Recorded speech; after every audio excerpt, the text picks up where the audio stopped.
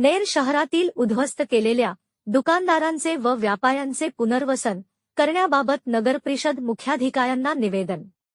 दिनांक 30 सप्टेंबरला नेर शहरातील गोरगरीब उद्ध्वस्त केलेल्या दुकानदारांचे व्यापाऱ्यांचे पुनर्वसन करण्याबाबत नगरपरिषद मुख्याधिकारी यांना निवेदन देण्यात आले।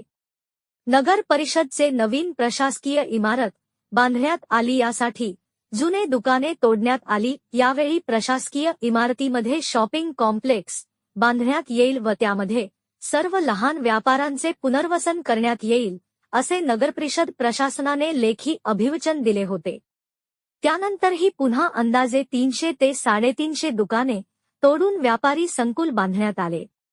त्यावेळी देखील नगरपरिषद प्रशासनाने त्या सर्वांना व्यापारी संकुलामध्ये दुकाने गाळे देऊन त्यांचे पुनर्वसन करण्यात येईल, असे आश्वासन दिले होते।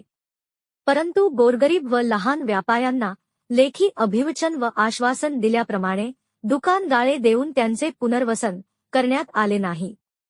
यासाठी आज नगरपरिषद मुख्याधिकारी यांना निवेदन देण्यात आले। यावेळी निवेदनावर ॲडव्होकेट सलीम शहा, माजी नगरसेवक एस खान, सतीश दुधे, सय्यद मुख्तार, श्याम मिसळे, सय्यद युनुस, रफिक पठाण, सय्यद इस्माईल यांच्यासह अनेकांच्या निवेदनावर स्वाक्षऱ्या होत्या। नेर प्रतिनिधी वसीम बेग, न्यूज 24, आपकी आवाज। त्या सर्व लोकांचं पुनर्वसन करण्याचं, त्या संदर्भात ठराव घेण्याचा, तो ठराव शासनाकडे पाठवण्याचा शासनाने संपूर्ण शक्ती ही प्रशासक म्हणून आपणास प्रदान केलेली आहे।